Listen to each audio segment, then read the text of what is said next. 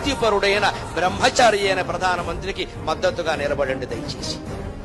ఆ వ్యక్తికి కూడా ఏమన్నా జరిగింది అంటే గుండెల్లో బాధతో చెబుతున్నా, ఇక దేశాన్ని రక్షించేవాడు లేడమ్మా, ఆయన మరో హనుమంతుడు, మరో భీష్ముడు. నాకు పార్టీలతో నిమిత్తం లేదు, నాకు ఆయన అంటే అభిమానం. ఆయన ఖచ్చితమైన నిర్ణయాలు, వీళ్ళకి లొంగే మనిషి కాదు ఆయన. విమర్శిస్తున్న పెద్ద మనుషులు 20 ఏళ్లుగా 60 ఏళ్లుగా 70 ఏళ్లుగా ఏం చేశారో మనకు తెలుసు. దేశం ఆ శక్తి బ్రహ్మచర్యం వల్ల వస్తుంది. నరేంద్ర మోడీకి కూడా ఆ శక్తి, హనుమంతుడికి అతను ఆరాధకుడు. అందుకే ఎక్కడికి వెళ్లి ఏ దేశానికి వెళ్ళినా ఆ దేశం వాళ్ళకి భగవద్గీత బహుమతిస్తున్నాడమ్మా, దేశం పరువు నిలబడే విధంగా.